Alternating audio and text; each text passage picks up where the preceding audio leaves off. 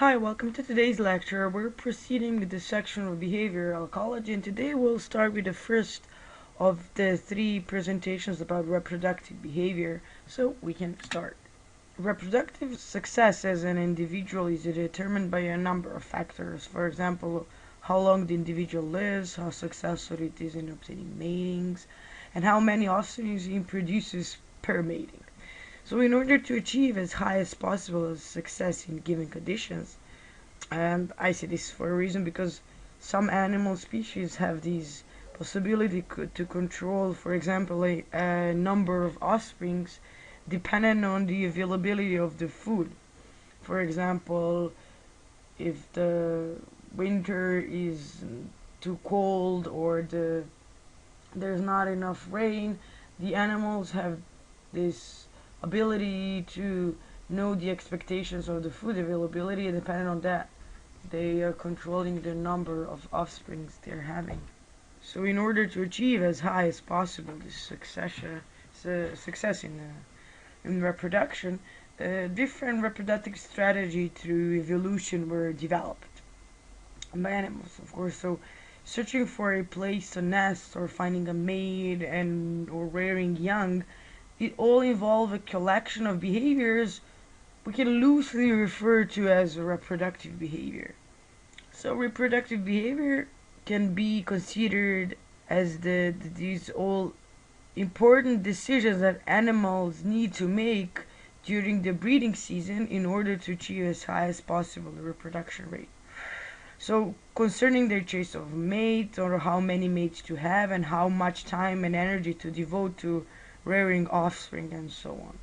These decisions are all aspects of an animal's reproductive strategy, a set of behaviors that presumably have evolved to maximize reproductive success.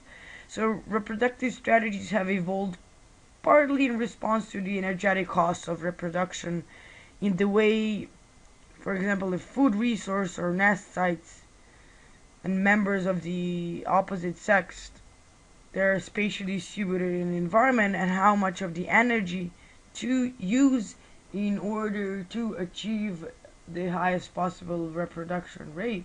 So basically finding a nice relationship between the cost of energy to gain reproduction rate.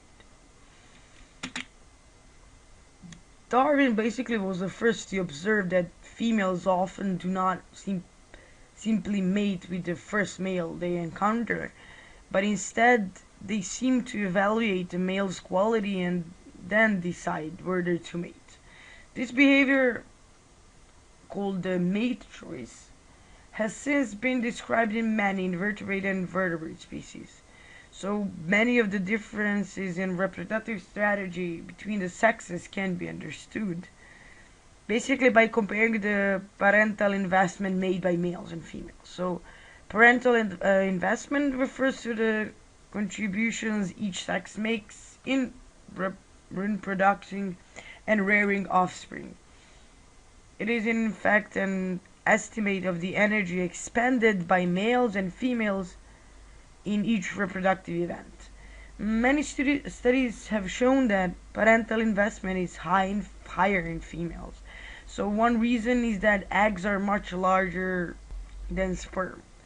Female eggs contain things like proteins and lipids, like yolk and other nutrients for embryo to develop. On the other hand, the sperm is basically a mobile DNA, a bit more than that. Furthermore, in some groups of animals, females are responsible for gestation and lactation, so all this usage of energy still counting as a reproduction success, rearing the youngs. The consequences of such great disparities in reproductive investment in different of sex should be face very different selective pressure. But because any single reproductive event is relatively cheap for mates, they can best increase their fitness by mating with as many females as possible. So that's how males count in it. Male fitness is rarely limited by the amount of sperm they can produce, And on contrast, each reproductive event for females is much more costly, and the number of eggs that they can produce often does limit the reproductive success. So for this reason, females have an incentive to be choosy, basically trying to pick the male that can provide the greatest benefits for her offspring, since she's offering so much energy in this uh, mating process, opposite to male mating process, which basically costs them nothing.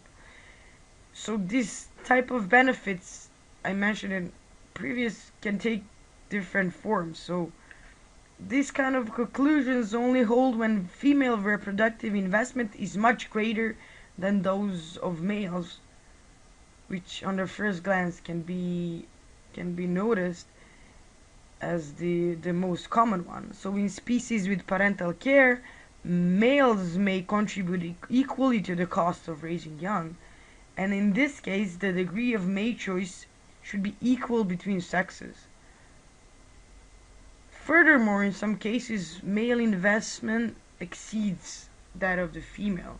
So, for example, this is a picture of a male Mormon cricket. And what it does, it transfers a protein containing a so-called spermatophore.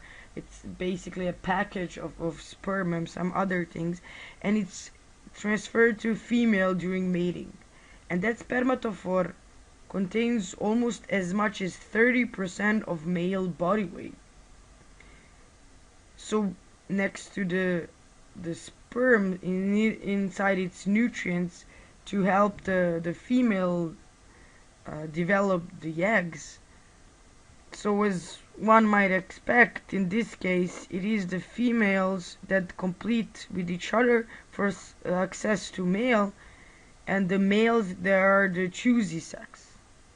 Indeed, in this case, males are quite selective, favoring heavier males. So, because the selective advantage of this strategy results because heavier females basically produce more eggs, so means the higher is the success of reproduction, because simply there's more offspring possible to be born.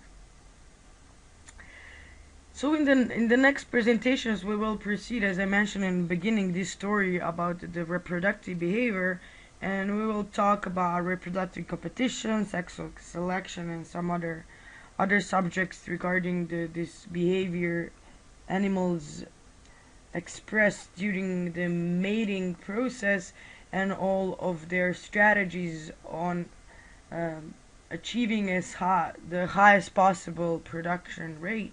So if you're interested, stay tuned. Talk to you soon. Bye.